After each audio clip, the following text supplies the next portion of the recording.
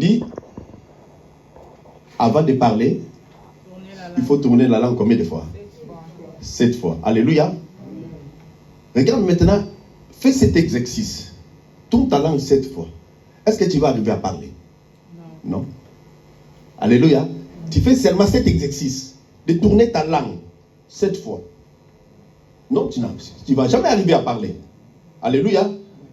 Donc la parole déclare, avant de parler, il faut faire quoi? Tourner la langue 7 fois. Donc c'est-à-dire, la Bible nous appelle à réfléchir minutieusement avant de parler, avant de s'exprimer. Alléluia. Donc la Bible nous appelle à réfléchir longuement avant de pouvoir parler. Donc ne parle pas seulement pour parler. Donc tu risques de dire des choses qu'on ne devait pas dire. Donc parler pour parler, c'est risqué. Parler pour parler, tu peux embraser le monde. Donc avant de parler, donc il faut tourner d'abord la langue 7 fois. 7, c'est un signe de la perfection. Alléluia. Donc je prends vraiment mon temps avant de parler, je réfléchis. Ne réponds pas parce qu'on t'a posé une question. Prends d'abord ton temps. Alléluia. Même Daniel, vous savez, Daniel, il était vraiment sage. Le jour où Daniel s'est présenté devant le roi, Daniel vient relater les songes que j'ai reçus. Daniel dit au roi, roi, laisse-moi le temps. Je vais aller d'abord chercher la face du Seigneur. Alléluia. Amen. Ne parle pas seulement pour parler. La discipline, c'est très important. Alléluia. Amen. Quand il n'y a pas de discipline dans la vie, tu vas embraser la famille. Il y aura des discordes de gauche à droite. Et une personne qui arrive à discipliner sa langue, c'est un signe de sagesse. Ce n'est pas parce que tu n'as pas parlé que tu es gaou. Non. Ce n'est pas parce que tu n'as pas répondu que tu es la dernière de tout le monde. Non. Tu prends ton temps à réfléchir pour ne pas dire des bêtises. Pour ne pas embraser. Si tu n'arrives pas à maîtriser ta langue, tu peux embraser l'église de Dieu. Tu embrases l'église de Dieu, là tu n'as pas de problème avec des hommes, tu as des problèmes maintenant avec les créateurs. À cause de la langue. La parole de Dieu déclare, dans la même langue, nous bénissons le Seigneur, et dans la même langue, nous bénissons aussi les hommes créés à l'image de Dieu. Alors les choses ne devaient pas être comme ça, selon la parole de Dieu. Amen. Donne-moi un amen gentil. Amen. Est-ce que je suis là? Amen. Je peux balancer ma main. Amen. Dans son palais, tous ces cris. Se discipliner, c'est se mettre en situation favorable pour attirer la grâce de Dieu et la faveur de Dieu dans notre vie. Je vais me discipliner. Pourquoi moi je vais me discipliner? C'est très important dans ma vie. Vous allez voir que non, la discipline apporte beaucoup des avantages dans nos vies. À une personne qui s'est disciplinée, tu vas attirer même la faveur des grandes personnes de ce monde. Alléluia. Amen. Je vais me discipliner. Je sais que notre équipe commence à quelle heure? Aujourd'hui, on commence à 14h.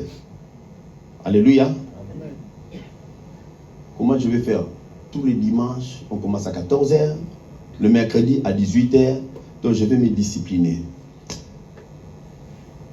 Je vais me réveiller à quelle heure? Je mets peut-être mon réveil. Je vais me lever à 10h. Le maquillage prend combien de temps? Peut-être 1 heure du temps. Je me prépare. C'est la discipline. Alléluia. Même dans les domaines des footballeurs, s'il n'y a pas de discipline, tu ne mets pas de discipline dans ta vie. Tu vas jouer ballon demain, on te voit dans la boîte de nuit. Tu vas perdre ta place. Alléluia. Dans l'armée aussi, c'est comme ça. Même les enfants, dans l'internat, il y a la discipline. Quand tu t'élèves, tu dors dans ton lit.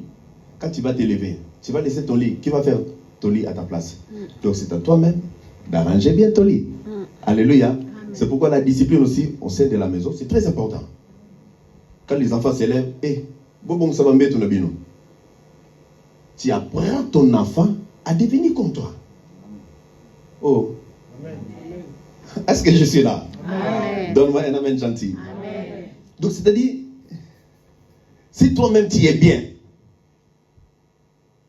tu veux élever tes enfants, ton fils, à devenir comme toi, ou à te dépasser, donne le meilleur. Alléluia. Amen. Nous sommes appelés à donner le meilleur. Et Dieu, dans sa souveraineté, il veut nous donner le meilleur. Mais l'homme ne veut pas. Le problème, ce n'est pas Dieu, le problème, c'est l'homme lui-même. Alléluia. Amen. Au lieu de se discipliner, donc Dieu est au rendez-vous. Mais moi, je ne suis pas encore prêt. Alléluia. Amen.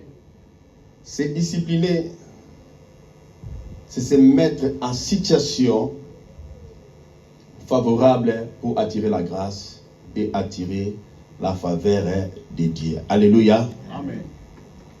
Quand un père discipline son enfant, donc c'est-à-dire, il forme son enfant pour qu'il devienne ce que lui, il veut. Quand un père veut discipliner son enfant, le père ne discipline pas son enfant pour détruire son enfant. Vous savez, même David dit, Seigneur, je préfère tomber dans tes mains au lieu de tomber dans la main de mes ennemis. Parce qu'avec Dieu, Dieu va me discipliner vraiment, mais il me semble que quand il va me discipliner, il va penser à un moment, non, j'ai une mission avec cette personne. Alléluia. Dieu va te discipliner, Dieu va toujours te garder. Mais si tu tombes dans la main de tes ennemis, et ils vont te discipliner jusqu'à ce qu'ils vont te massacrer.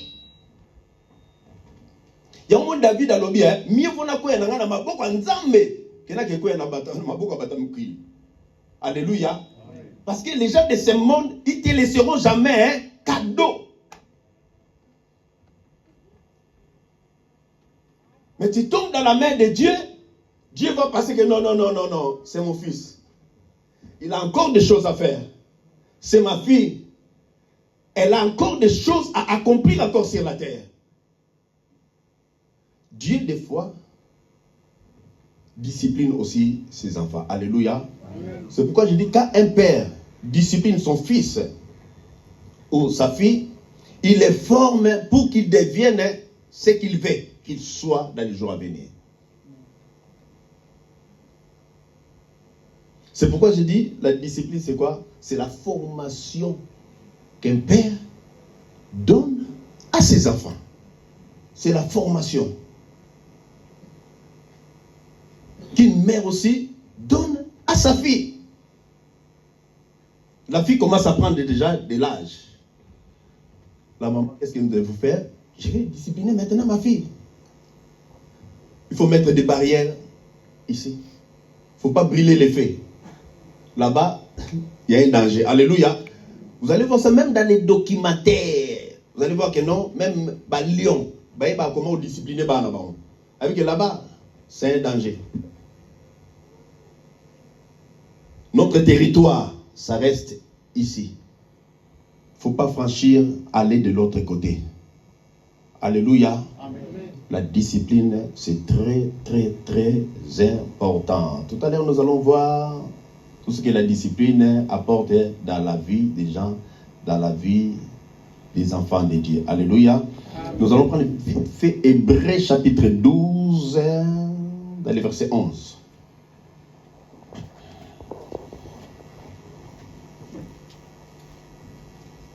Hébreux, chapitre 12.